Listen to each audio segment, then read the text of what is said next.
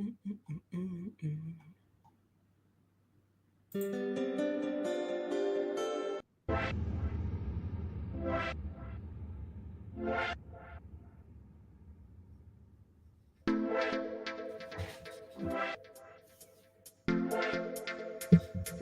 sure my rig is set up.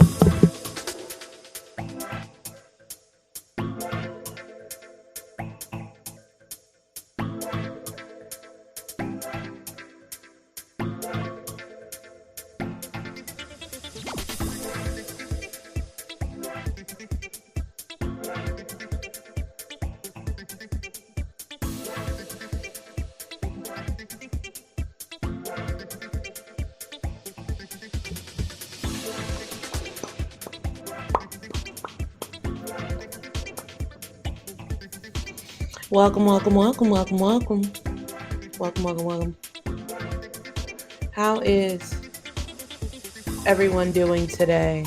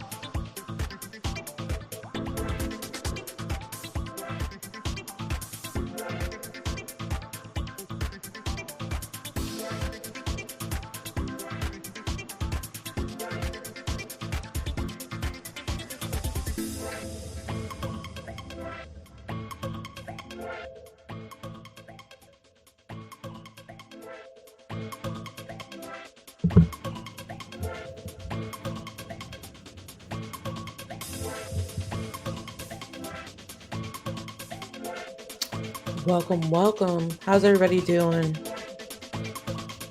Hope everybody's doing pretty good.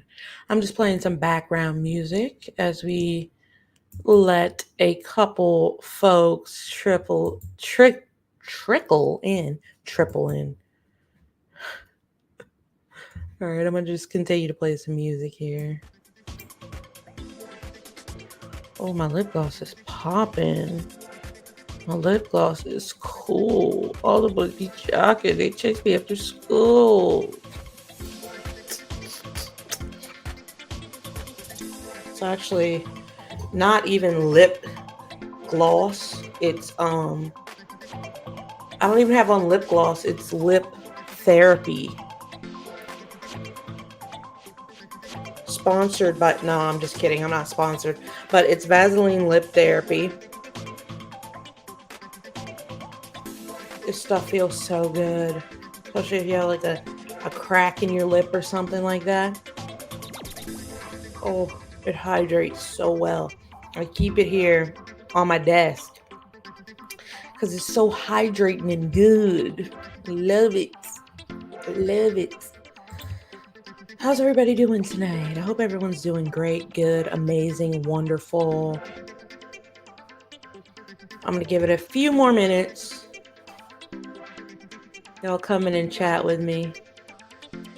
We're going to be talking about P Diddy and his lawsuit.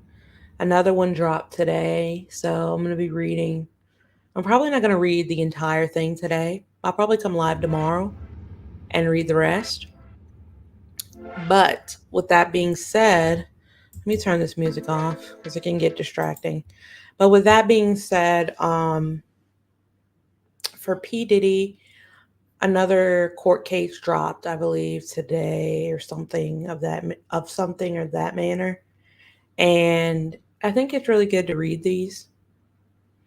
I read Cassie's. If you guys didn't see, like earlier on in my channel, I read Cassie's lawsuit. It was like 35 pages. It took a long time, but I did read it, and it gives you a better idea of exactly what these people are accusing him of.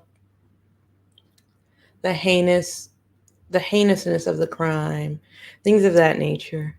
So I think it's good that we read these. So I'm going to read this. I'm probably going to read half. As you can see here, it's 26 pages. So we'll probably read 13 pages, take a break, come back tomorrow, finish it off. Because I do have a video to edit that I would like to get up tonight. It'll probably be up late tonight. I have a video to edit, to post tonight. So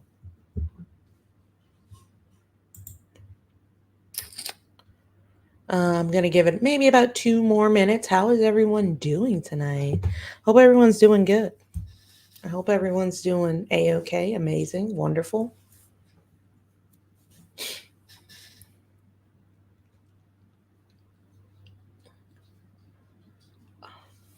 That's some good stuff right there. I'm going to give it maybe about 2 more minutes, and then I'm just going to start reading.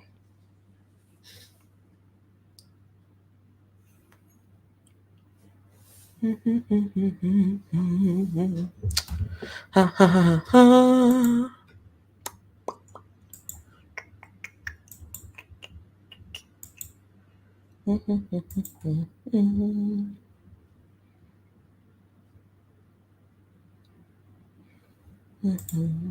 If you're here, let me know you're here and drop a comment. I'm going to go ahead and post on my community tab. If I can find my dang on community tab. Okay, here it is. Community. Boop. Boop.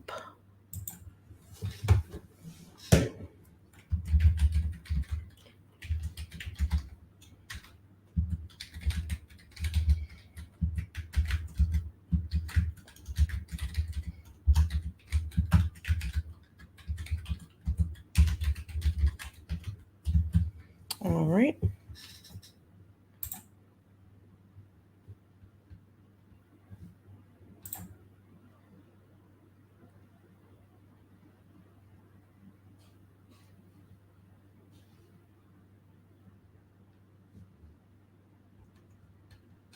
I don't know if I should post it up there or not, but hopefully some people see it from my community tab. I'm still learning how to send out my live to people. Let me see if I can do that. I want to send it out as well. Oh, okay, I got it here. How do I send? Okay, analytics. I'm gonna like it.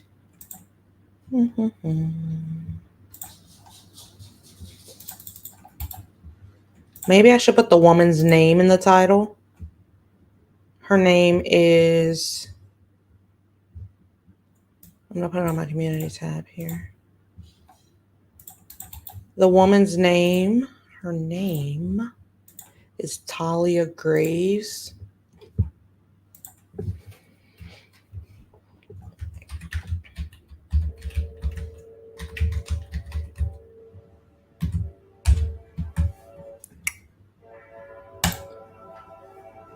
Maybe that'll work.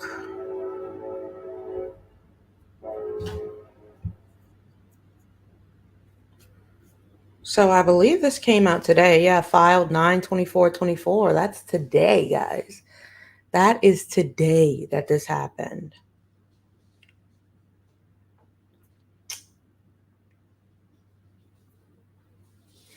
We're hitting about that 10-minute mark. I'm going to just go ahead and start reading and let people trickle in as they may. You might hear my dog tussling around in the background. You might hear train, things of that nature. But I'm going to go ahead and get started. Okay. United States District Court. Okay, so I need to do a note to myself.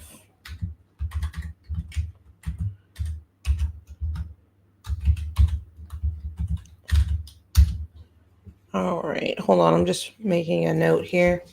United States District Court, Southern District of New York, Talia Graves, the plaintiff, versus Sean Combs, Joseph Sherman, Daddy's House Recordings Inc., CEO COLLC, Combs Global, Combs Enterprises, Bad Boy Entertainment Holdings, Bad Boy Productions Holdings, Bad Boy Books Holdings. I didn't even know he had books, but let's continue.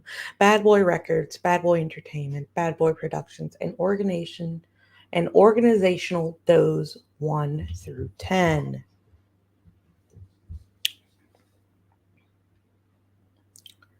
All right, for the introduction.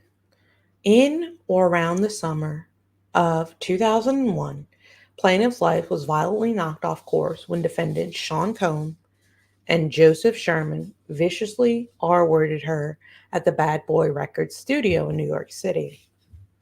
Plaintiff was 25 at the time and dating one of Combs' employees, a relationship that Combs exploited to lure plaintiff into meeting him and Sherman alone. Once they success, Once they successfully sequestered plaintiff, Combs and Sherman gave plaintiff a drink, likely laced with a drug, that eventually caused her to briefly lose consciousness. She awoke to find herself bound and restrained. Combs and Sherman proceeded to brutally essay and violate plaintiff. Combs mercilessly R-worded her both ways. Sherman forcefully slammed plaintiff onto a table, slapped her, and repeatedly thrust his. Both men were undeterred by plaintiff's cries for help throughout the attack. Plaintiff never recovered from defendant's violent R word. She had thoughts and ideation and has received extensive psychological treatment because of defendant's attack. For decades, she remained silent and did not report the crime out of fear that defendants would use their power to ruin her life, as they had repeatedly, explicitly threatened to do. To this day, plaintiff suffers from severe depression, anxiety, and panic attacks and still lives in fear of defendants. Any progress plaintiff had made in healing from the attack over the years was dramatically reversed on or around November 27, 2023. When she learned for the first time that Combs and Sherman had video recorded the horrific R word 22 years before and had shown the video to multiple men, seeking to publicly degrade and humiliate both plaintiff and her boyfriend. So, what we learn here, she alleges that she was allegedly R-worded by Diddy, and I believe it was Joseph Sherman. I don't know. I heard a rumor that that was his bodyguard. Not really sure. I'm gonna assume a bodyguard, another employee of Bad Boy. So she did learn what it feels like was last year that Diddy had video recorded the act. So not only did you do this egregious thing, you video recorded yourself, and then you showed it to multiple men seeking to publicly degrade and humiliate both her and her boyfriend. Okay? Continuing. Plaintiff cannot believe that defendants would record themselves. That's exactly what I just said, right? Committing such a gruesome crime and then proceed proudly and widely to disseminate One moment.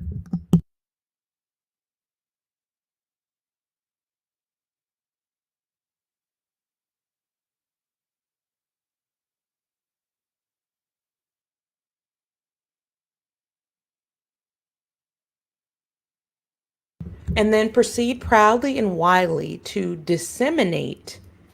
I was trying to get that word correct. The recording of it. She was distraught and sunk into a deep depression. She again considered ending her life.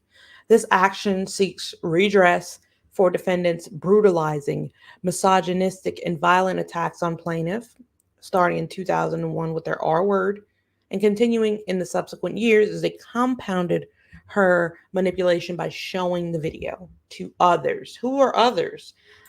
That's what I want to know. Who were the other people that were laughing, joking, and clowning while watching this? Parties. Plaintiff Thalia Graves is a female who resides in Harris County, Texas. 9. Defendant Sean Combs is a male who, on information and belief, resides in Los Angeles County, California, though at the time of filing was incarcerated in the Metropolitan Detention Center in Brooklyn. On, inf- on information and belief, at all relevant times, Combs owned and or controlled Bad Boy Entertainment Holdings Inc., Bad Boy Productions Holding Inc., Bad Boy Books Holding, Bad Boy LLC, Bad Boy Entertainment LLC, Bad Boy Productions, Daddy's House Recording Studio, and CEOPCO LLC, Combs Global, Combs Enterprises, altogether the Combs Corporations.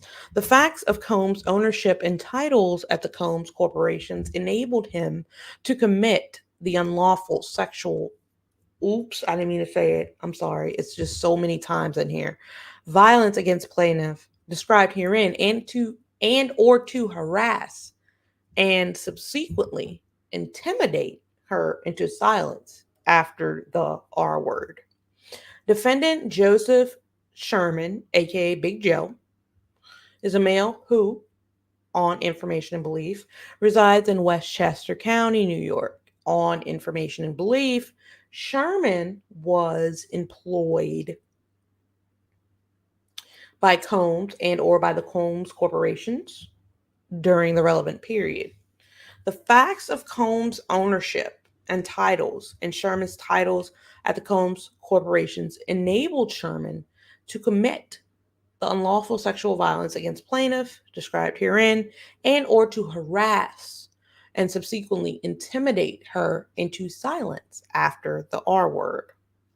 Defendant Daddy's House Recordings Inc., Daddy's House, is a domestic business corporation that is incorporated in New York and on information and belief now has its principal place of business at 9255 Sunset Boulevard, second floor, West Hollywood, California, 90069. Combs is listed as a CEO in public filings with a listed address of 1710 Broadway, New York, New York. At the time of events alleged herein, Daddy's House was a world-class recording studio owned by Combs, located at 321 West 44th Street, Suite 201, New York, New York. On information and belief at all relevant times, Bad Boy and Combs together owned and operated Daddy's House. Just the name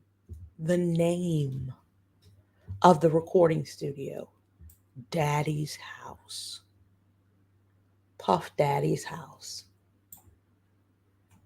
All right. On information and belief, the Bad Boy recording studio was located on the premises of Daddy's House. Combs and Sherman used the Daddy's House premises and their ownership titles at Daddy's House to commit the unlawful sexual violence. I'm so sorry. I keep saying it's in here so much. The unlawful SA against plaintiff described herein and or to harass and subsequently intimidate her into silence after the R word. Defendant Combs Global is a LLC incorporated in Delaware that has its principal place of business on Sunset Boulevard in West Hollywood, California. On information and belief, all members of Combs Global are citizens of Delaware, New York, and or California. On information and belief, Combs Global is an alter ego for Combs and or a successor to an interest to Combs other corporations and or was established or used by Combs for the purpose of moving, disposing of, or insulating his assets, including in connection with his criminal activities to avoid liability.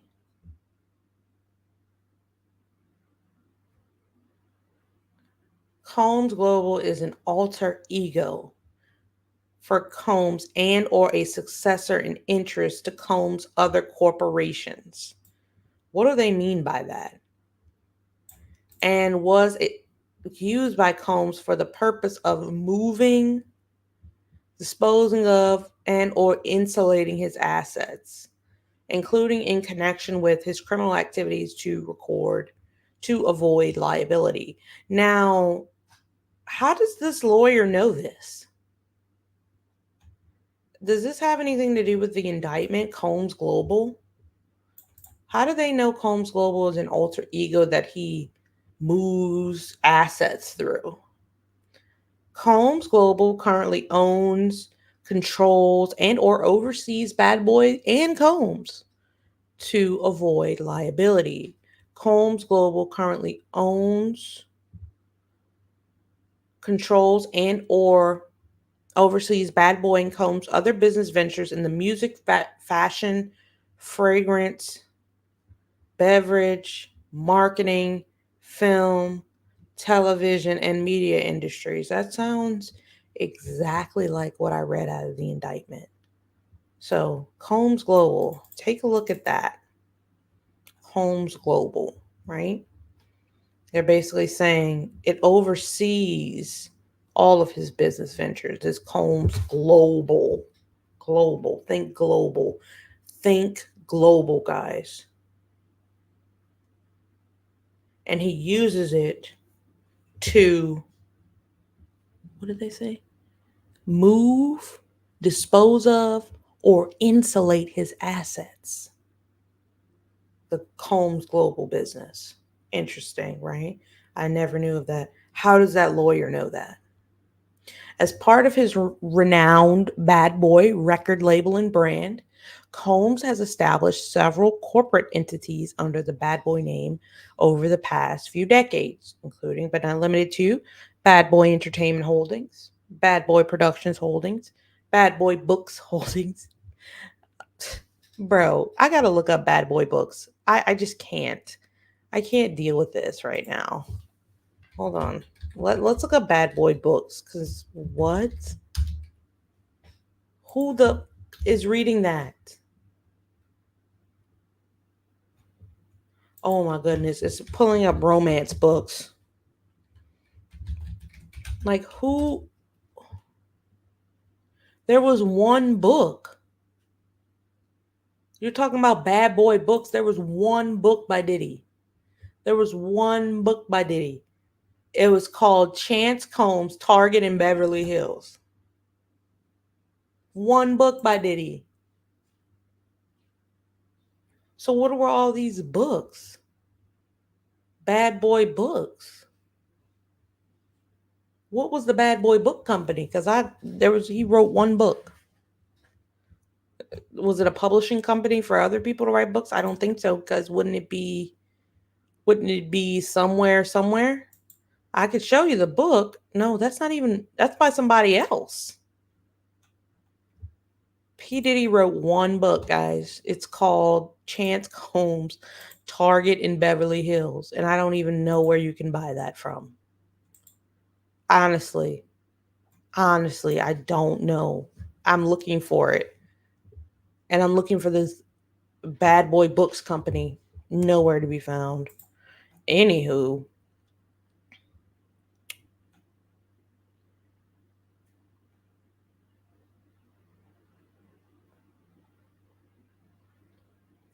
that is crazy. That is crazy. Okay, let's continue. As part of his renowned Bad Boy record label and brand, Combs has established several corporate entities under the Bad Boy name over the past few decades, including but not limited to Bad Boy Entertainment Holdings, Bad Boy Productions Holdings, Bad Boy Books Holdings, Bad Boy Records. We know about that one. Bad Boy Entertainment and Bad Boy Productions together, Bad Boy collectively. On information and belief, bad boy corporate entities are all alter egos for Combs, are controlled and or directed by Combs, and were established or used by Combs for the purpose of moving, disposing of, and insulating his assets, including in connection with his criminal activities to avoid liability. So these people, the lawyers, are giving us a little insight on what the indictment didn't, because they're saying Bad Boy and Combs Global are were created for the purpose just to move money and assets around. There was no real use for the business. Is that what I'm hearing? On information and belief, all active Bad Boy entities are now owned and or controlled by Combs or by Combs Global. Combs and Sherman use the Bad Boy premises slash recording studio and their ownerships and titles at Bad Boy to commit the unlawful cruel violence against plaintiff described herein in order to harass and subsequently intimidate her into silence after the R word. Defendant Bad Boy Entertainment Holdings, Inc. is a domestic business corporation incorporated in New York. That, on information and belief, now has its principal place of business on Sunset Boulevard in West Hollywood. Bad Boy Entertainment Holdings is a part of the Bad Boy Enterprise, founded and owned by Combs, and on information and belief is now owned and or controlled by Combs and or Combs Global. Combs is listed as the CEO in public filings with a listed address in Broadway, New York. Defendant Bad Boy Productions Holding, again, on Sunset Boulevard in West Hollywood. It's part of the Bad Boy Enterprise, founded and owned by Combs, and on information and belief is now owned and or controlled by Combs or Combs Global. He's listed as the CEO with an address in Broadway, New York. Defendant Bad Boy Books. I can't get over the Bad Boy Books. Bad Boy Books Holdings is a domestic business corporation incorporated in New York that, on information and belief, has its principal place of business at Broadway of New York. Okay. Bad Boys Books is part of the Bad Boy Enterprise, founded and owned by Combs, and on information and belief is now owned and or controlled by Combs and or Combs Global. The CEO listed on public filings is Eddie Norwood Jr., who is that, with a listed address in Broadway, New York. The same address listed for Sean Combs' public filing for Bad Boy Entertainment Holdings, Bad Boy Productions Holdings, Daddy's House Recordings. Defendant Bad Boy Records. Defendant Bad Boy Records is a Delaware limited liability company that, on information and belief, is headquartered in New York or California. On information and belief, all members of Bad Boy Records are citizens of Delaware, New York, or California. On information and belief, Bad Boy Records is part of the Bad Boy Enterprise and or a successor in interest to other Bad Boy defendants that compromise the Bad Boy Enterprise, founded and owned by Combs. You guys can see how many times I have to stop and cut for actual videos now, because when I'm reading straight through And sometimes these words get mixed up in these legal statements, but it makes me a better editor. On information and belief, Bad Boy Records is now owned and or controlled by Combs Global. Defendant Bad Boy Entertainment is a New York LLC that on information and belief is headquartered in New York or California. On information and belief, all members of Bad Boy Entertainment are citizens of New York or California. Bad Boy Entertainment LLC is part of the Bad Boy Enterprise and or a successor in interest to other Bad Boy defendants that comprise, I apologize, the Bad Boy Enterprise founded and owned by Combs. On information and belief, Bad Boy Entertainment LLC is now owned and controlled by Bad Boy Entertainment Holdings and or by Combs Global.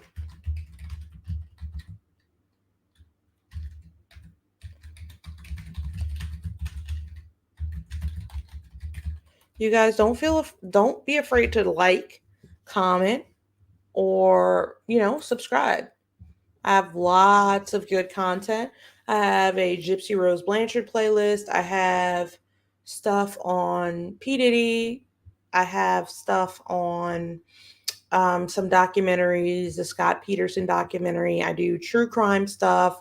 I do scandals, controversies, and true crime stuff. So if you guys like that kind of stuff, make sure to hit that like button. Okay. Thank you guys. All right.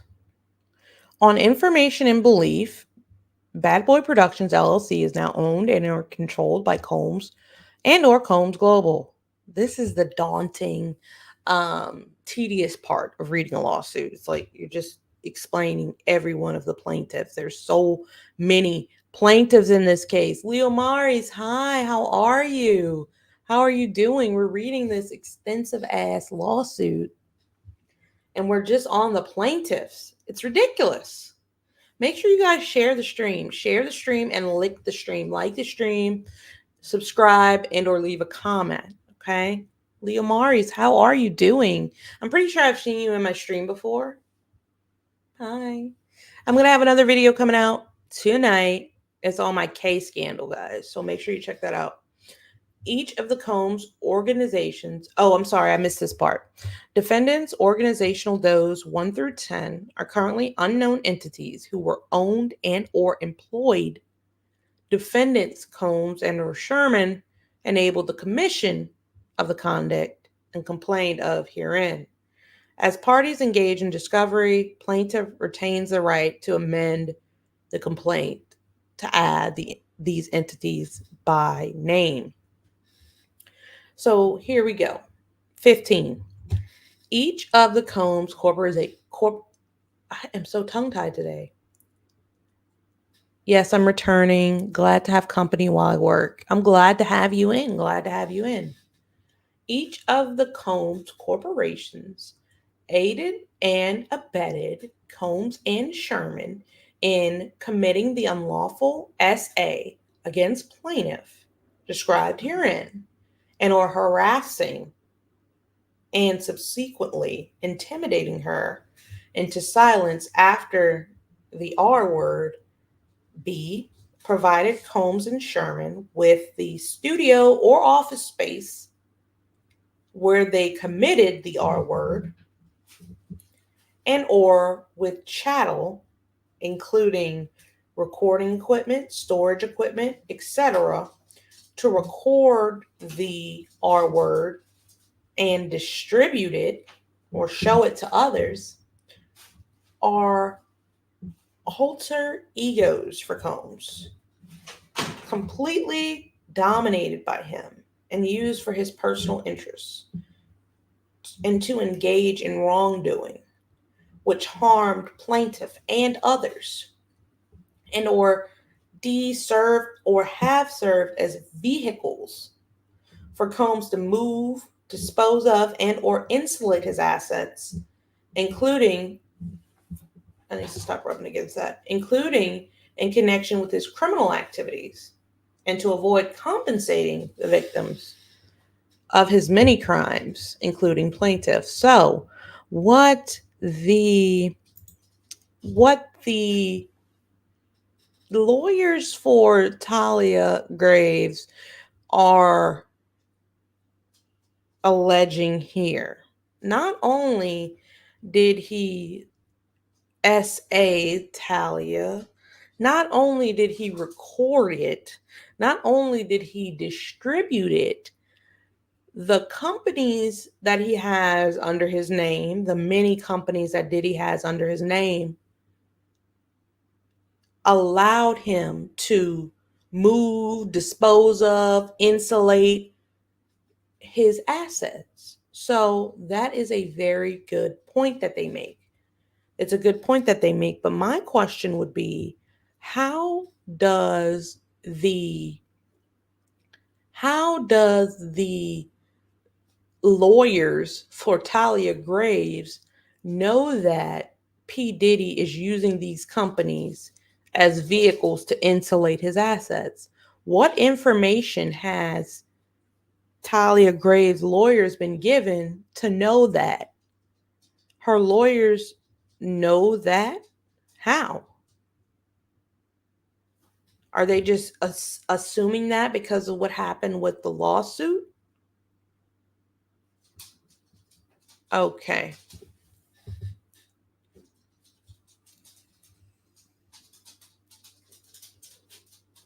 One moment, guys.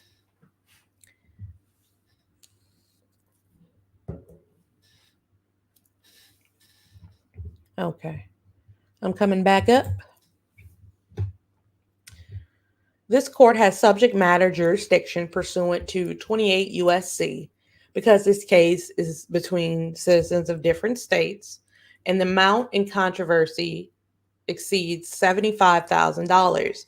This court has specific personal jurisdiction over defendants because the acts giving rise to plaintiffs' claims took place in New York State.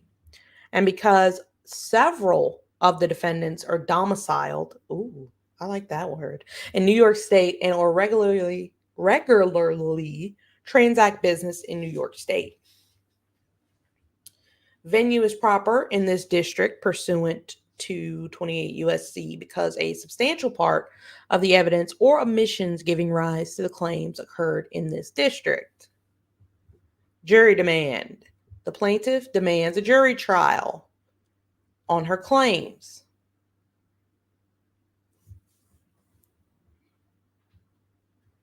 All right. Here are the factual obligations. This is where we break into the story, everyone. We're going to break into the story. This is the newest lawsuit against P. Diddy by Thalia Graves. It's another lawsuit. They seem to be stacking like dominoes now. That he's behind bars, all kinds of stuff is about to come flying out the closet, right?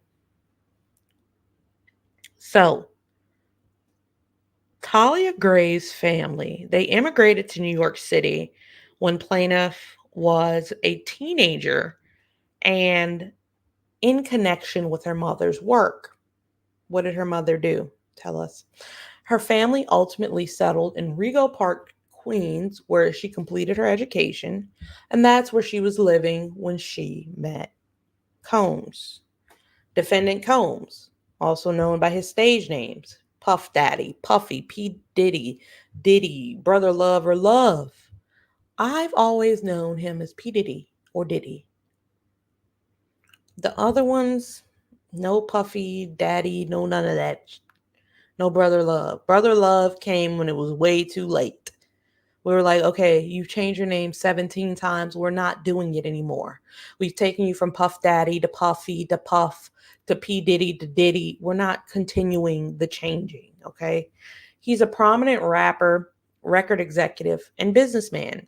He rose to fame in the 1990s with his record label Bad Boy and continued to be a notable figure in the music and entertainment industry in the following years. Combs has continued to amass wealth and power through his business ventures in music, fashion, fragrance, mil- tongue tied, music, fashion, fragrance, beverage, marketing, film, television, and media industries. Now, guys, what the hell? This looks exactly like the indictment. They took pieces of the indictment and put it in here. I'm just going to be completely honest with you all. They took pieces of the indictment and they put it in here. I saw these exact words in the indictment: music, fashion, fragrance, beverage, marketing, film, television, and media. I don't know what that's about. Okay. It's the first time I've seen a lawsuit do it in that order. The Bad Boy Enterprise is the foundation, and now they're calling it an enterprise. You realize how when the indictment came out, they called his corporations an enterprise, a criminal enterprise at that. So this lawyer alleges that he's been using that criminal enterprise to cover up what he's been doing to all these women for all these years, which could very well be how he got away with it for so long. Bad Boy has sold over 500 million records through its lucrative distribution deals with the top music companies in the world, and has signed acclaimed hip hop and R&B artists including the Notorious B.I.G. or the Notorious B.I.G., Mary J. Blige, and Usher. Combs later founded Combs Global to serve as a home for his portfolio of businesses, including his investments in the music, fashion, fragrance, beverage, marketing, film, and media industries. So, what we can take for this is that Combs Global was basically all of P. Diddy's assets, um, businesses in a bucket. You know, his liquor, his Sean John, his Revolt. Combs Global was all of that, right? It was everything. Is that what they mean by global? It was a portfolio of businesses. On information and belief, Combs Global houses Bad Boy and other notable businesses such as Combs Fashion Line, Sean John, his vodka line. What the heck was that? His vodka line, Ciroc, and his media company, Revolt. I just said that, but hey, they took a number out of my book, huh? Like I literally just said that exact thing and I didn't read it, but as detailed below, see 57 through 64, Combs has a long history of violence and abusing and R-wording women. And there have been several civil lawsuits filed against Combs in the past year alleging SA and violence. On September 16, 2024, Combs was arrested and charged with racketeering and trafficking. Ooh, ooh, ooh, wait, what? Yeah, he was denied bail. Defendant Sherman, also known as Big Joe, was employed by Combs as his bodyguard and head of security during the relevant time period described herein, and served in various roles in the Combs Corporation. Sherman is also the founder of Rhymes and Dimes magazine. Never heard of that shit a day in my life. I've never heard of Combs books, Bad Boy books. I've never, it says P. Diddy wrote one book. And I looked for Bad Boys books on the internet. Can't find it. And then we start talking about Rhymes and Dimes magazine. What is that, baby? It actually existed. They're selling them on Amazon. They existed, but excuse me? I'm looking at them on Amazon now. There was like a hip hop magazine. Never heard of it though. Um, a New York, a New York registered corporation, and through or in connection with that company produces and or distributes corn, On information and belief, he has often distributed videos of his and or his friends' essays through his corn company. So you mean to tell me, hold on a second here. I gotta pull this up because this is ridiculous. You mean to tell me this Rhymes and Dimes magazine right here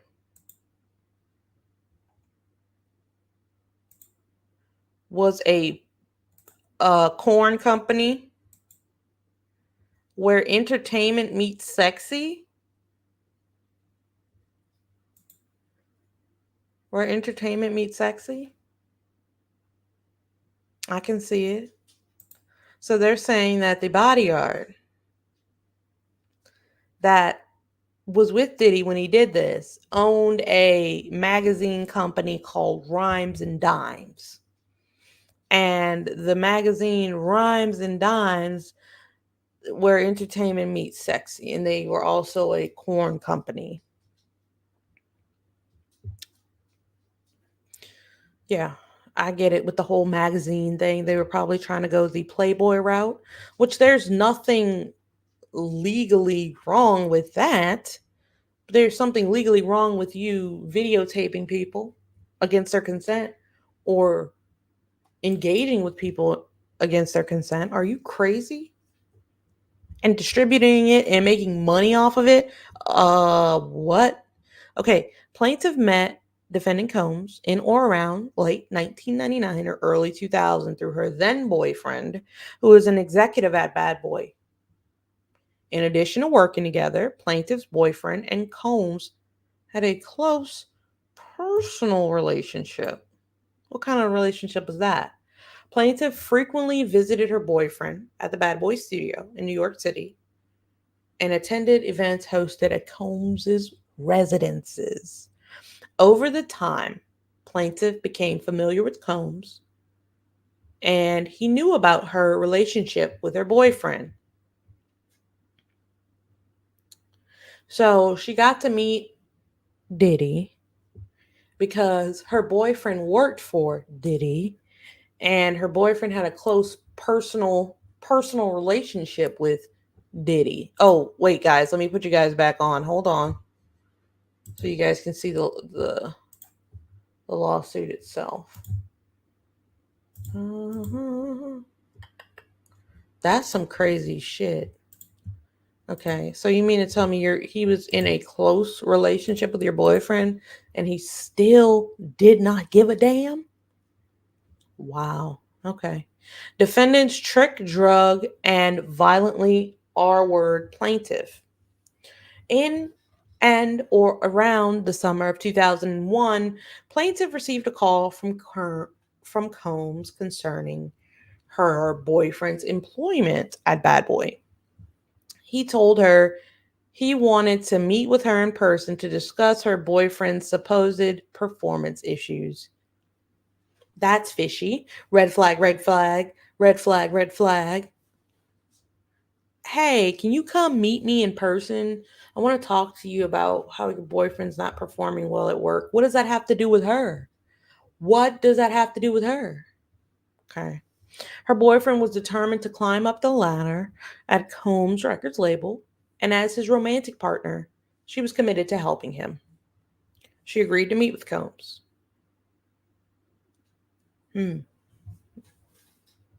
She was his way up the ladder, right? Possibly. Sick. Um, in retrospect, it was evidently a sick and twisted way of using his ownership and title at Bad Boy and its affiliate entities to abuse plaintiff and also show his power and ability to humiliate her boyfriend, his executive. A few hours later, Combs arrived at plaintiff's mother's residence in Queens with Sherman, who was employed by Combs as his bodyguard at the time. Sherman was driving an SUV and Combs was in the back seat. After plaintiff entered the vehicle, Combs offered her a glass of wine, which she accepted.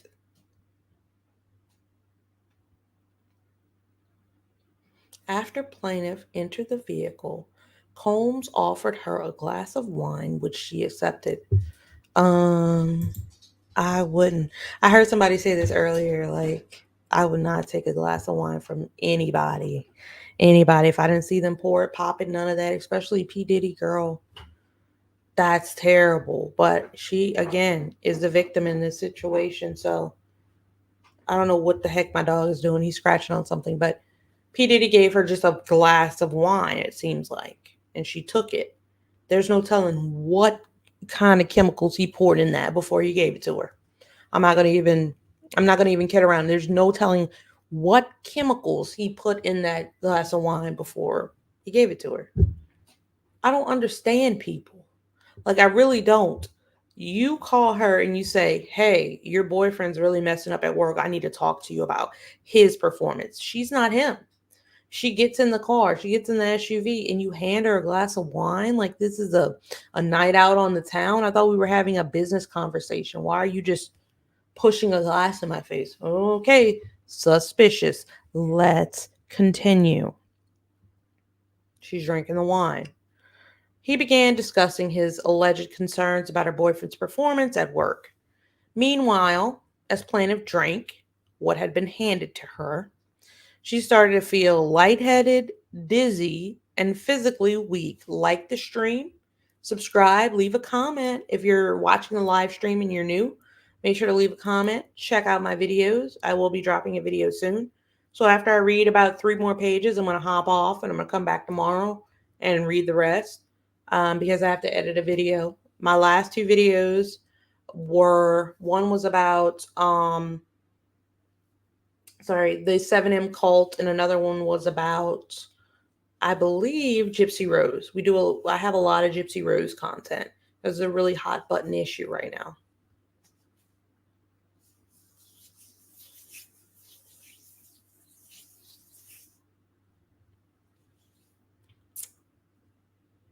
Yeah, everything mentioned here is my opinion. Everything mentioned here is my opinion. Everything mentioned here is my opinion. Everything mentioned here is my opinion. Everything in this lawsuit mentioned is alleged. Everything in this lawsuit mentioned is alleged. Everything in this lawsuit mentioned is alleged. I cannot stress that enough, right? I'm just reading and analyzing what the hell I'm reading, right? Um, in retrospect, let's pick up here. It is clear that Combs had caused a drug to be put into plaintiff's drink, as a few sips of wine had never impacted her that way.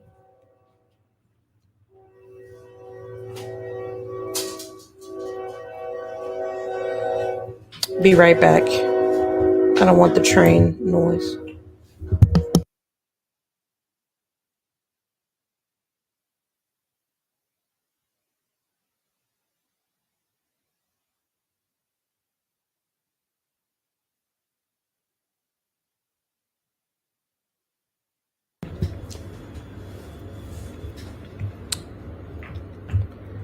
All right, let's hop back in. Let's hop back into it. So she's dizzy in the SUV. P. Diddy's talking about her boyfriend. He's not performing well. When I got my iced chai latte, it was cold. And I don't like cold lattes. I don't like cold lattes. You know what I'm saying? And when he did this, it was just not he's just blabbering on about what the boyfriend needs to do. Combs and Sherman drove plaintiff to the Bad Boy studio in Manhattan. Why are y'all going to a studio? Why did y'all pick her up in a car? When they arrived and plaintiff tried to get out of the car, she realized that she was feeling kind of odd and she found it difficult to walk. She assumed this was her fault. She had something to drink. She did her best to act normal and follow Combs as he led her eventually to a couch in a private room in the Bad Boy studio.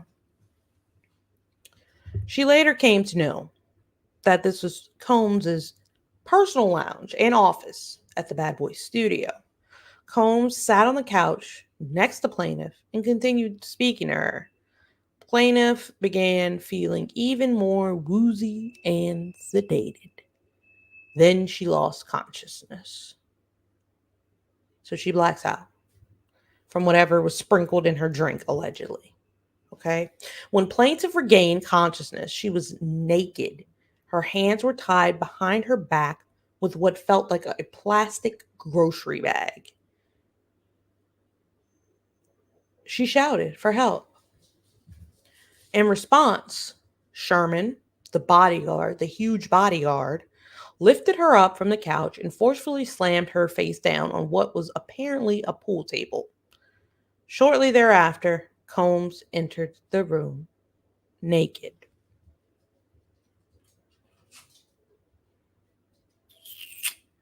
Combs reached for a container that of lubricant that smelled like menthol. I wonder if those were the lubricants that they found in his house. Did he stick with the same lubricant? Like, why? He reached for a container of lubricant that smelled like menthol and proceeded to apply it. He then bent plaintiff over the table, causing her feet to dangle above the floor, forcefully held her down, and you can read this. You can read this rest part.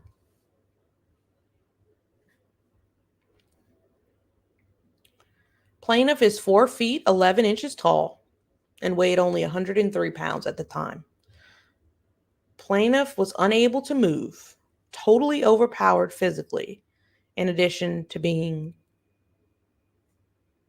de-worded and bound.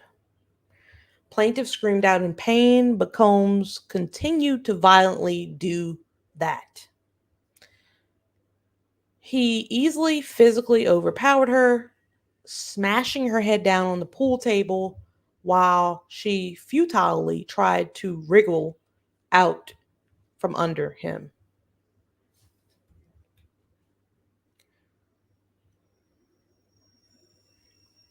Okay. During the brutal attack, plaintiff vomited,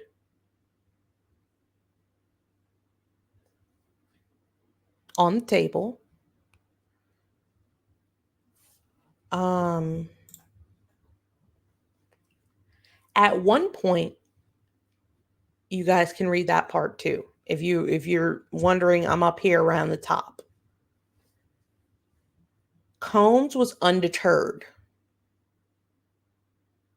He wiped himself, applied more lubricant, and without any acknowledgement of plaintiff's distress, you can read that part.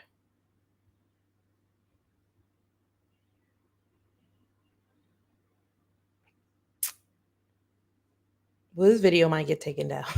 Okay. Plaintiff experienced intense pain and burning sensations. Plaintiff continued to scream for help because of the extreme pain she felt as Combs did what he was doing. Then she lost consciousness again. The next time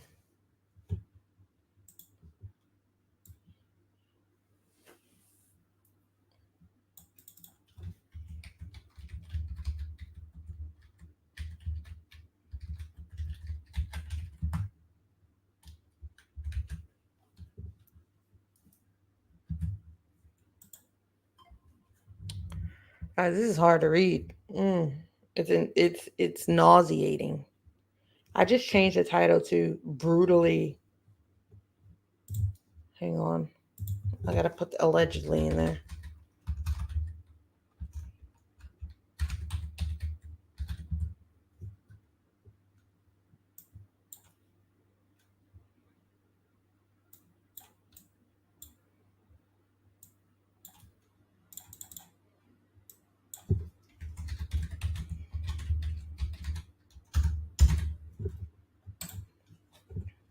Okay.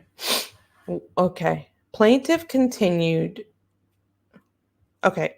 The next time she regained consciousness, plaintiff was on the couch and Sherman was standing in front of her with his bear in her face. He slapped her in the face and forcefully, you guys can read that, he slapped her yet again and continued to, you guys can read that, she once again lost consciousness. When she next awoke, plaintiff was on the couch, naked and alone in the room. Plaintiff was in severe pain and distress. She burned, her face and wrists were bruised, and her area smelled strongly of menthol. She felt liquid dripping out. Her dress was thrown over her. Her purse was on the couch next to her, and her bra was on the floor nearby. She did not see her underpants. Terrified that Combs and Sherman would return, she quickly got dressed and bolted out of the studio room where she had been assaulted. Still dizzy and weak, she called a livery driver, I guess a delivery driver, that her family regularly hired and knew well. The driver picked her up from outside Bad Boy Studio. She was disheveled, crying uncontrollably, and suffering from agonizing pain. The driver drove her to the hospital and tried to convince her to report it, but she was unable to leave the car, shaking and crying hysterically, and terrified of what Combs would do to her and her family if she reported him. Sick, sick, sick, sick. That was probably really bad reading right there. I tried to read it to the best of my ability, but that is hard to get through, okay? The aftermath and impact of this on the plaintiff. Hey, Lindsay. Plaintiff sustained serious physical injuries in the aftermath of the assault. Hold on one second. You guys check that out. Make sure you guys like the stream, subscribe. I have a video that I'm going to edit after I read about a page more of this. I'm getting off. And I'll finish it tomorrow. I just wanted to read this because, yeah, this is sickening. Sickening.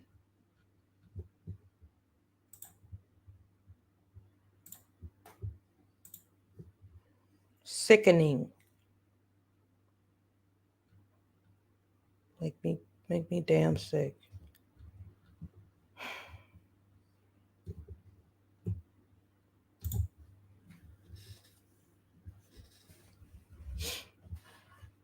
As noted, she had burning and bruising on her wrists and face.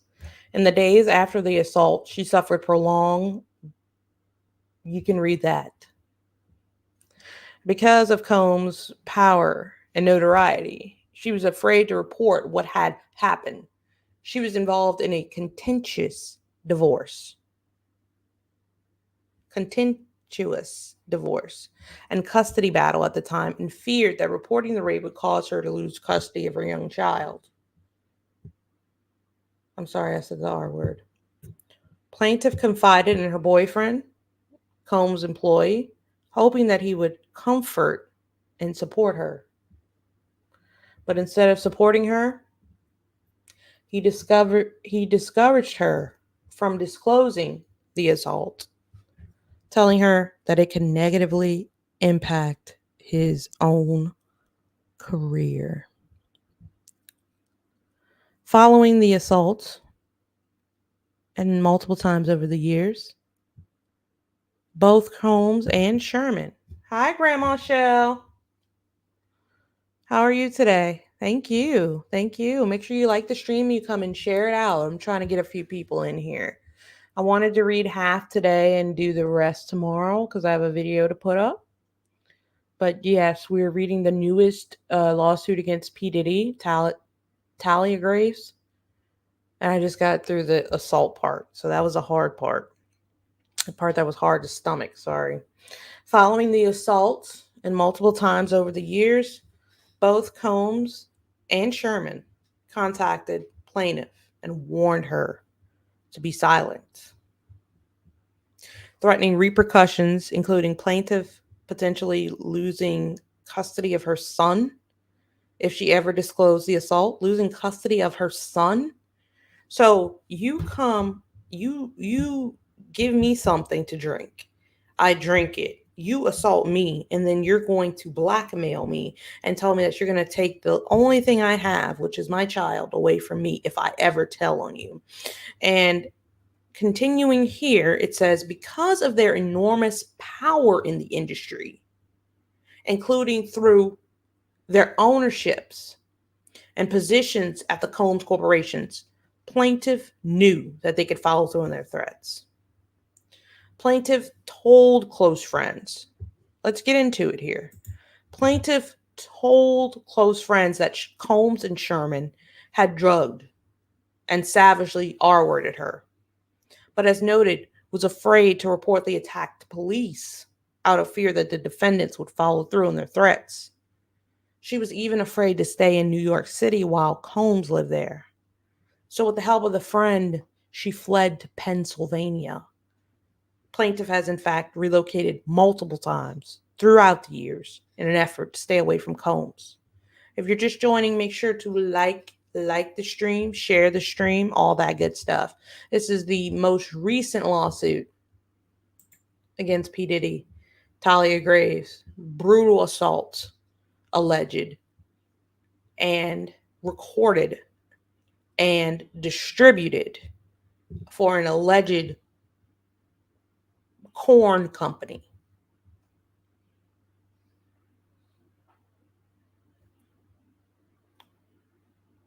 Absolutely ridiculous. Plaintiff has suffered irreparable harm. Irreparable harm because of the brutal rape by defendant. Oh, I keep saying that. I need to stop saying that word. The brutal by defendants Combs and Sherman. She suffers from severe depression and PTSD. She also has suffered ideation and intrusive thoughts and has attempted to end her life. She lives in constant fear. She struggles with hypervigilance. Vigilance. I'm vigilant. She struggles with hypervigilance and experiences anxiety and panic attacks in social settings, preferring to be alone.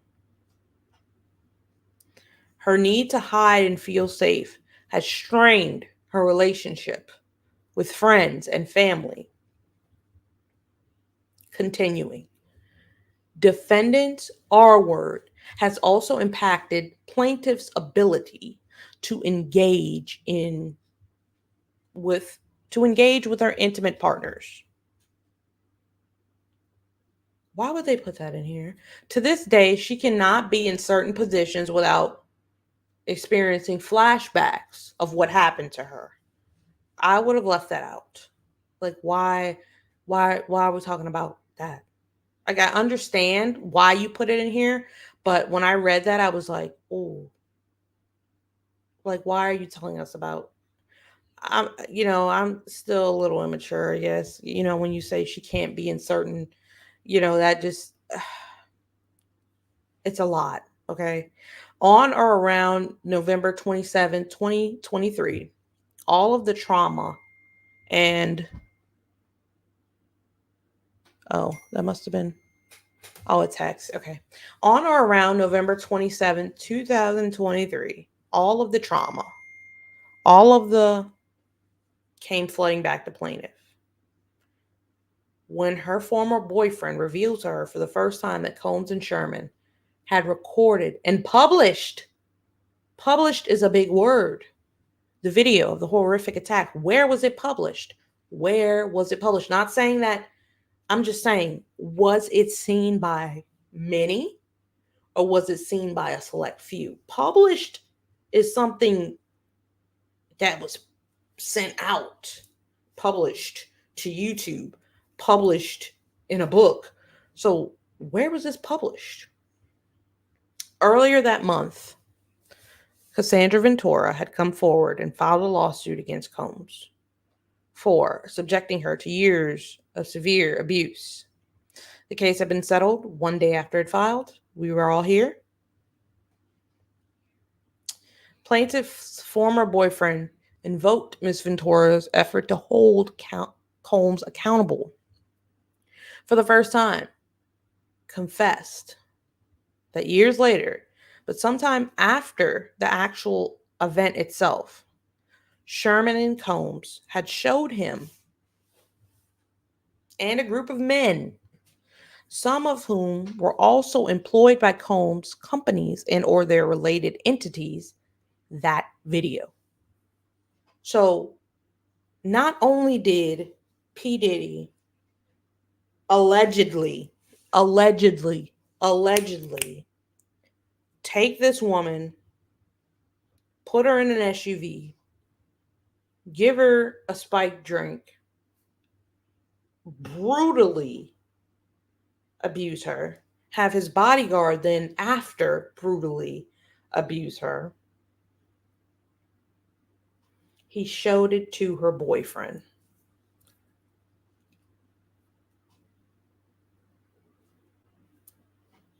Is that where we're going with this?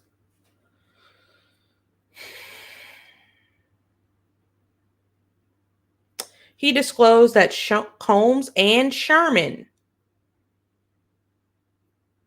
had a pattern. Let's get into it. Let's open this bitch up. He disclosed that Combs and Sherman had a pattern and practice of non-consensually recording women engaging and making those videos available to the public, including by selling tapes as corn. So, Sherman, Pee Wee fucking Herman and P Diddy, right? They get together and they non-consensually record women. Non-consensually record women. Now, the women could be consenting to the act. In Thalia's case, she was not. The women could be consenting to the act, but they were non-consensually having cameras in the background. Are you serious? Are you be for real? And they sold that for revenue. So what did the women? I'm just saying, hey, like if a girl was okay with you publishing her tape, let's just say she was okay with it, right? She didn't know about it. She got no proceeds. You just using her. A Bad Boy artist later corroborated in a text message that Sherman used to sell corn of him doing this to chicks, and that Sherman did that to a lot of women. And they did. They did it to a lot of women. My thing is, you have all that money and women throwing themselves at you. Why in the do you need to orchestrate something as devious and heinous as this and then cover it up with all these videotapes and shit? Would you say R. Kelly is worse than Diddy, or would you say they are equal?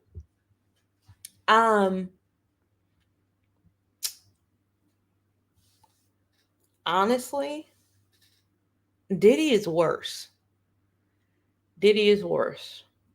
Way worse. Way worse. way worse.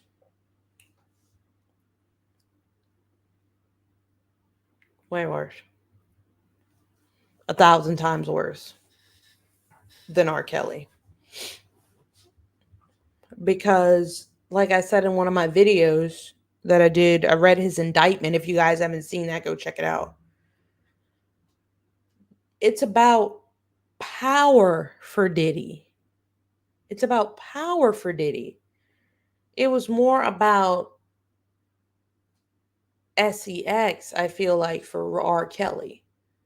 He had that issue, that big issue. For P. Diddy, it's more of power. He could care less about the person, allegedly, in my opinion. He could care less about the person that he's doing it to. He could care less about the impact it may have on their life, whatever. It's about the power trip that he gets from doing this over and over and over and over and over and over and over again to different people. I mean, in my knowledge, R. Kelly had videotapes. He had videotapes. Lots of them. But it seems like P. Diddy had videotapes of everything against people's will. Literally everything. Every inch. From what I'm hearing from sources, he had. He recorded everything. I don't think R. Kelly was recording everything like that, just specific events. P. Diddy was recording these things allegedly just to blackmail. Just for shits and giggles. Fuck. No. No, he's worse. He's worse. I wonder if he bought the baby oils at the store. Did he order them as units? I don't know. He probably got like a whole pallet of that. He probably got an entire pallet of that. We have to be honest with ourselves here. Who's calling me? Bro. I'm about to put my silencer on. Yeah, he probably got a whole pallet of that. Just like, whatever. And why do you need that? Why do you need that? A lot of people are like, ha ha ha, it's not funny. A lot of people on TikTok are making fun of the baby oil situation. But my thing is, and they're like, that's not significant. The abuse is significant. No, we need to definitely look. The abuse is significant, but we need to look into why do you need that many? That's not personal use. Something else is going on. Okay? Like, why do you need a, 1,000 and some odd?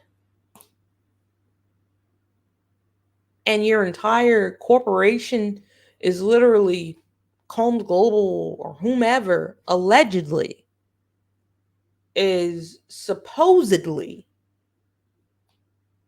um setting these supplies up, and like, what is going on? Let's continue. Plaintiff's former boyfriend reported that he and the other men watched the recording of plaintiff's R word on a handheld camera while at the Bad Boy Studio in New York City. Combs, Sherman, and some of the other men made derogatory comments about the former boyfriend's relationship with plaintiff in an attempt to shame him with cutting ties with plaintiff and to cause her further emotional harm and embarrassment. On information and belief, defendants continue to show the tape of the two others over the years and through the present and or sold the video as beep. Wow. Okay, I've read more than half. I said I was going to stop at half. I can continue reading or I can just stop here. If Diddy ended up deleted, would you believe he deleted himself? Based off all the information he has about all these important people. Um, no, honestly, no. I don't think so. I don't think that he is in that mindset. In my opinion, I don't think he's in that mindset. And I honestly also want to say, in saying I don't think he's in that mindset based off all the information, um, I do think he is a main player. There are a lot of people that say it's bigger than him. Sure, of course. Of course, there are other people who live lifestyles like this in Hollywood that we don't know about, right? Of course, there are other people like this that live lifestyles in Hollywood that we don't know about. We didn't know about Diddy when we were looking at R. Kelly. Now we're looking at Diddy, and there are other people trying to cover up stuff. But I do believe he was one of the main players in this. And by that, I mean he was at the top of the rung when it came to these acts. I don't think anybody else was directly, in my opinion, involved with the indictment. And if they were, I feel like the police, the feds would have let that be known. If there were anybody else that they were suspecting that were in corroboration with him for these alleged crimes, I feel like they would have let that be known. No, maybe not. I don't know. We don't know. We just have to wait and see. You know, it's hard to say because he was around so many people. Everybody in the industry loved Diddy or was at a party of his. I don't think it's fair that we basically get mad at a celebrity because they went to one of his parties. There's no proof in them going to a party that they did anything illegal.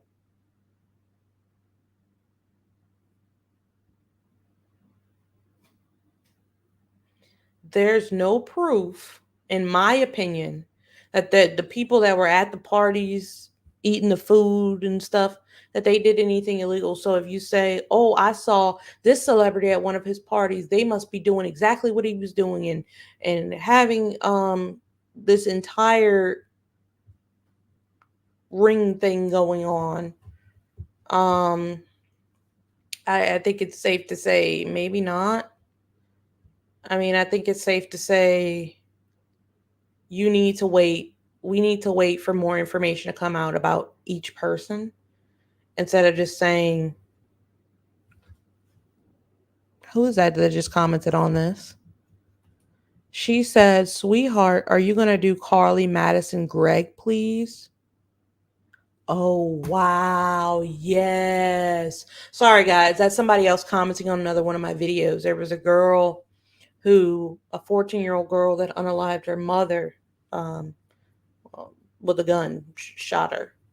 And a lot of people are saying that she may have been influenced by Gypsy. And I cover Gypsy Rose a lot on the channel. Anyway, but back to P. Diddy. You know, honestly, I think that we should wait until information comes out. Wait until information comes out, you know? Don't just throw somebody, don't say things about people and you don't have the facts, or don't assume things about people and you don't have the facts, especially if they were at a party with somebody or hosted by somebody. Okay? So, I feel like that's that's fair enough to say, right? That's fair enough to say. I feel like we shouldn't jump to conclusions in something like this because this is deep. This has been going on for years and years and years. Okay, so we got what, a cause of action. Okay, that is the lawyer Gloria Allred. Gloria Allred's a famous lawyer. She's I'm just looking through the rest of the lawsuit and seeing what we got here. Causes for first cause of action. Okay. There's going to usually be causes of action in a lawsuit. And all right. I'll continue to read here since we have some people in here. Cavelli, welcome. MI Skies, welcome. Star, welcome. Plaintiff was shocked and horrified that Combs and Sherman had recorded and publicized the video of them doing that to her. After 2 decades spent trying to heal and distance herself from the experience, Plaintiff was devastated by the news. She felt as if her life had been turned upside down again, and like the beep had been happening again and again, even if she was trying to forget it. She experienced acute psychological distress, plunging into a deep depression and having ideations. She felt intense fear, anger, and anxiety. Plaintiff lives with the distress of knowing that the video of her brutal is in circulation and that anyone, including her family and friends and peers, could view it at any time. In a panic, she reached out to Sherman after learning about the tape, hoping to protect herself from further humiliation by convincing him to destroy the tape or provide it to her, but he did not respond. Combs' pattern and practice of violence and abuse, including of drugging, beeping, and secretly recording his violence against women. Combs has a long history of violence and abuse. This long-standing behavior has been enabled by his ownership and titles at the Combs corporations and their affiliated entities and immense wealth and power he has amassed through such business dealings. Among a list of allegations, in 1996, he was found guilty of criminal mischief for threatening a photographer from the New York Post with a gun. In 1999, he was arrested and charged with second-degree assault and criminal mischief in connection with the beating of a record executive, and arrested again that same year in relation to a shooting at a club in New York. The female victim has consistently stated that Combs pawed her in the face. Combs also has a pattern and practice of using his power and influence in the music and entertainment industries to submit people to violence, often drugging his victims and coercing them to consume and recording the assaults, often without the victim's knowledge, just as he did with Thalia. In the past year, a number of these people have come forward to accuse Combs of SA. A number, a lot, or trafficking. Wow. Including in November 2023, 3 lawsuits were filed against Combs under the New York Adult Survivors Act, as noted above. Cassie Ventura, an artist signed to Bad Boy, sued Combs in the Southern District of New York for years-long physical abuse, facilitated in parts by Combs having supplied Miss Ventura with copious, that's a large amount. Copious, big amount of drugs and urging her to take them. Beginning in 2006, Combs regularly recorded Miss Ventura engaging in acts as he forced her to engage in. That's one.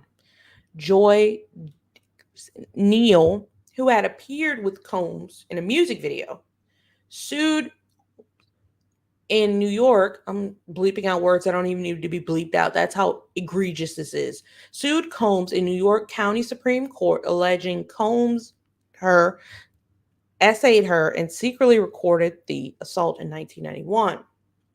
Liza Gardner, who Combs met in an event hosted by a record label affiliated with Bad Boy, sued him for her and a friend in 1990 or 1991 when she was only 16.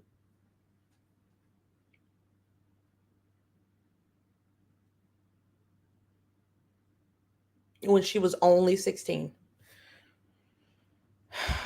In December 2023, an anonymous plaintiff sued Combs in the Southern District of New York for and her in 2003 when she was only 17 years old. That complaint alleges that Combs and one of his business associates and employees lured the plaintiff to Daddy's house. Oh my goodness. The fuck? Through their affiliations with the Bad Boy Enterprise and related entities, and her at the same location where plaintiff was. So that was their little place to do their dirt. That was their little place to do their dirt. Daddy's house. They took them to Daddy's house. In February 2024, Rodney Lil Rod Jones, one of Combs' former producers, sued Combs for forcing him to engage in unwanted and trafficking, among other allegations. In that complaint, Mr. Jones alleges that Combs regularly others, including minors, by giving them alcoholic beverages laced with ecstasy and other drugs. He believed he himself was by Combs, and that Combs routinely recorded sexual encounters, and it came to be true, allegedly, with the video recordings and the cameras everywhere. In May 2024, two more women sued Combs. Former model Crystal McKinney. This is a great summary of all the lawsuits against him. Former model Crystal McKinney sued Combs in the Southern District of New York for drugging and essaying her at his recording studio in 2003. Combs had promised to help advance her modeling career, a promise that she believed he would fulfill because of his ownership of and or titles at the Bad Boy Enterprise and its related entities. April Lampros, an intern at Arista Records, which was an owner of Bad Boy, also sued Combs in May 2024 in New York County Supreme Court for putting her on multiple occasions, secretly filming at least one of the and showing the recording to multiple people. Ms. Lampros alleges that Combs ordered her to take one occasion before he her. And it goes on and on and on and on and on and on. We've read 17 pages. There's probably there's 25 pages in this lawsuit. I have to edit a video today, so I'm probably not going to be on here much longer. And where were we? We were on page 16.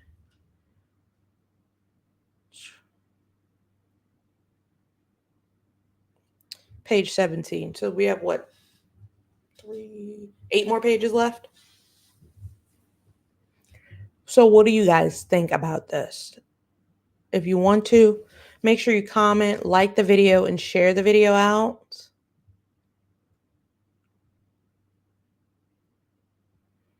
And I know that he said he was innocent. Everything mentioned here is my opinion. Again, everything mentioned here is alleged. Again, I'm just reading and offering an opinion on what I am analyzing. Okay, guys? That is all I am doing. I definitely want you guys to like and subscribe and leave a comment. I mean, the proof is in the pudding, right? I'll say this and then I'll close off and I'll come back tomorrow and read the rest. Make sure you guys subscribe if you want to get those notifications. Hit that bell. I'll say this, and then I'll go, right? Thank you guys. For whoever subscribed, thank you so much. I'll say this, then I go.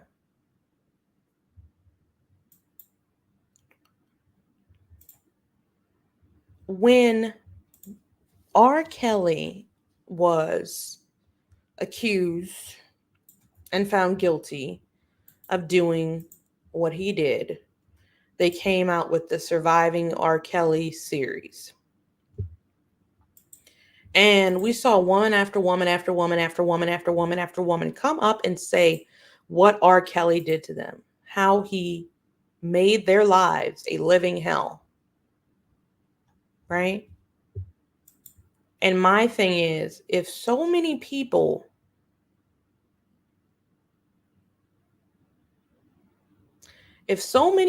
are saying the same thing about you, something is true. There's no way all these people are conspiring to lie on you. For what? And that's where it gets me. That's where it gets me. And reading the lawsuits, a lot of people have opinions about things, but they don't read the paperwork. Read the paperwork. Read what these people are alleging. Now, I've read the indictment, I've read Cassie's, and I'm reading this one. This is ridiculous. And it seems as if everyone's saying the same type of thing. Everyone's saying the same type of thing, guys. Like the same with R. Kelly. Everyone was saying the same pattern of things.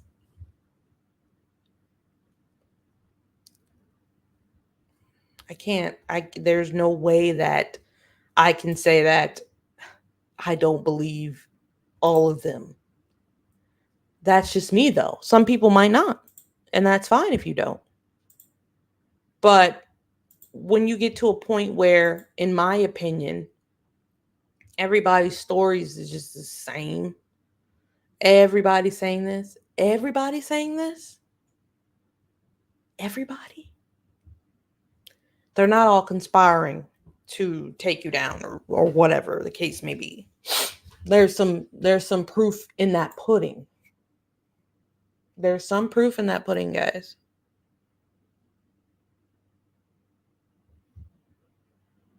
I don't know. You guys gotta tell me what you guys think. I don't really know. This one is a hard read. I've read a lot of court documents. I've read a lot of text messages or things entered into evidence that are hard to read, right? But that was hard to read, to just read, especially the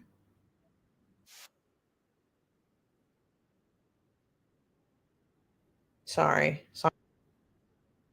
I don't know why my Canva is tripping. That was just hard to read, and I don't know how I feel about that.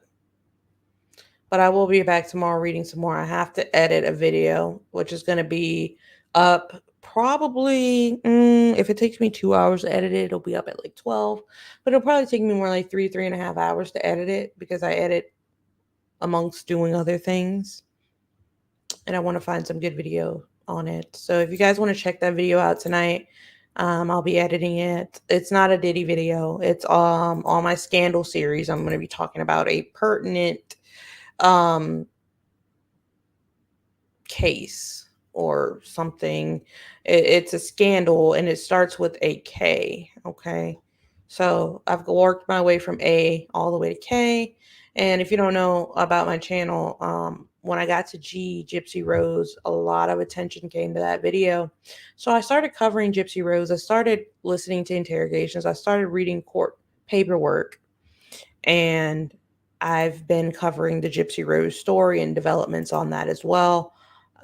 So if you're interested in true crime and stuff like that, I have a whole playlist dedicated to Miss Gypsy Rose. Let's see here. I want to type in. I'm going to do a community tab, guys. If you want to go ahead and follow me, just go ahead and follow me right now. Subscribe right now so you can catch that video later.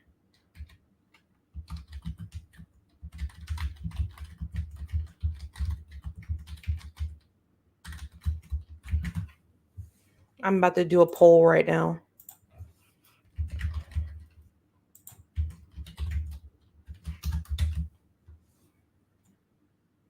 Yeah, that should be it. Oh, I don't want a picture. I want the text. I hope you guys are having a good Tuesday. I hope you guys are having a wonderful Tuesday. Yes. But yes, we're going to come on here tomorrow. If you guys miss me reading the first 17 pages of Thalia Graves' law, so you guys can go back, catch the replay, all that good stuff. I read it, I stop, I analyze, and we're going to be back here tomorrow, and I'm probably going to finish that out, and we're going to talk about that as well. Okay, guys? So I will see you guys later on tomorrow. We're going to pick up on page 17, and if you have any questions, concerns, anything like that, make sure to follow me on Instagram. You can check out my email, send me an email, anything like that. Any videos you want to see, hit me up. I'm generally very quick to respond. Not very quick, but I'm quick enough to where once I cycle through all my apps, I'll get to it. How do we participate in the poll? You can participate in the poll by going to my community tab, guys. Okay, so if you're on my channel, I know the Gypsy Rose, the people who follow the Gypsy Rose case are gonna probably say yes, right? So once you go to my channel, okay, so we're live here, right? I'm looking like confused, but I did a P Diddy indictment video, reading the entire indictment. I did Gypsy's dark role and Nick's imprisonment. That's me reviewing her on the stand. I talk about Jada and Will. I talk about cult, 7M cult. I talk about a lot of conspiracy, scandalous, true crime type things. But if you go to my page, you'll see under my community tab, there will be a poll. And I post other things here, like this design and things of that nature, guys. I am currently working on a membership. I'm currently working on trying to get some merch. I went to a really nice hotel for my birthday. My birthday was this weekend, so that's my community tab. But I really appreciate each and every one of you guys, the guys who decided to sub tonight. I really appreciate you guys, and I hope you guys have a great rest of your night. I'm going to be editing and using this great foot massager I got as uh, a birthday present. All right, guys, I'll see you guys later. Bye now.